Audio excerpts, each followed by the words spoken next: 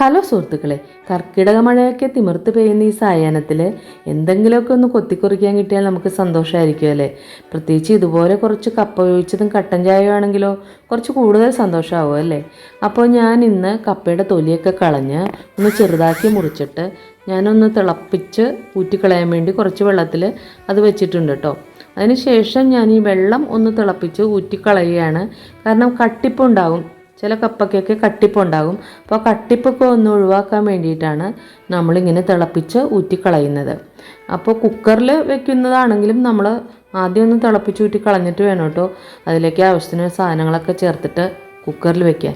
അപ്പോൾ നമ്മൾ ആദ്യം വെള്ളം തിളപ്പിച്ച് ഊറ്റി എന്നിട്ട് കുറച്ച് വെള്ളം ഒഴിച്ച് കൊടുത്ത് അതൊന്ന് തിളച്ച് വരുമ്പോൾ മാത്രം നമ്മൾ ഉപ്പും അതുപോലെ ഇതിലേക്ക് ചേർക്കാൻ വെച്ചിരിക്കുന്ന പച്ചമുളക്, ഈ വേപ്പില, കുരുമുളക് ചതച്ചത്, വെളുത്തുള്ളി എന്നിവയൊക്കെ നമ്മൾ ഇട്ട് കൊടുക്കേണ്ട ആവശ്യമുള്ളൂ.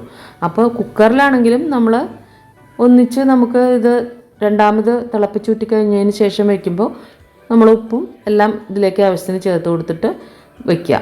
പക്ഷേ നമ്മൾ ഇപ്പോൾ തുറന്ന് വെച്ചിരിക്കുന്ന പാത്രത്തിലാണല്ലോ ഇത് വയ്ക്കുന്നത്.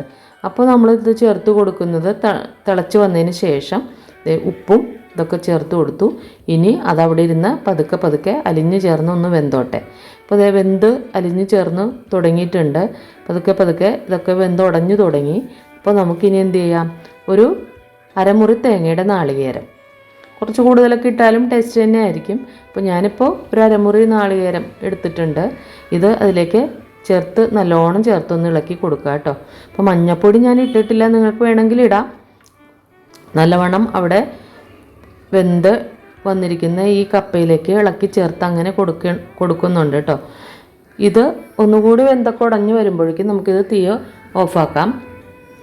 അതിന് ശേഷം നമുക്ക് കടുക് പൊട്ടിച്ച് ചേർക്കാം. ഒന്ന് താളിപ്പൊക്കെ ചേർക്കാൻ വേണ്ടി കടുക് പൊട്ടിച്ചിട്ട് നമുക്ക് അതിലേക്ക് വറ്റൽമുളകും വേപ്പിലയും ഒക്കെ ഒന്ന് മുരിഞ്ഞു വരുന്നവരെ ഒന്ന് ഇളക്കി കൊടുത്ത് അതിലേക്ക് ഇളക്കി ചേർത്ത് വയ്ക്കുക കേട്ടോ.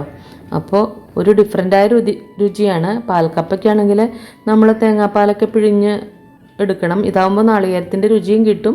നമുക്ക് നാളികേരം ചിരകിയത് അങ്ങോട്ട് ചേർത്ത് കൊടുക്കുമ്പോൾ കുറച്ചും കൂടി എളുപ്പമാണ്. അപ്പോൾ ഡിഫറെൻറ്റ് രുചിയുമുണ്ട്. അപ്പോൾ നിങ്ങളൊക്കെ ഇതുപോലെ ഒന്ന് വ്യത്യസ്തമായ രീതിയിലൊക്കെ ഉണ്ടാക്കി കഴിക്കാൻ ട്രൈ ചെയ്യണം കേട്ടോ. അപ്പോൾ വളരെ രുചികരമായൊരു കപ്പക്കൂട്ടായിരുന്നു. അപ്പോൾ നിങ്ങൾ ഇതുപോലെയൊക്കെ ഒന്ന് ട്രൈ ചെയ്തിട്ട് അഭിപ്രായം അറിയിക്കുക. അപ്പോൾ വീഡിയോകളൊക്കെ ഇഷ്ടപ്പെടുന്നുണ്ടെങ്കിൽ ഒന്ന് ലൈക്ക് ചെയ്യുകയും കമൻറ്റ് ചെയ്യുകയും ഷെയർ ചെയ്യുകയും സബ്സ്ക്രൈബ് ചെയ്യുകയൊക്കെ ചെയ്യണം കേട്ടോ.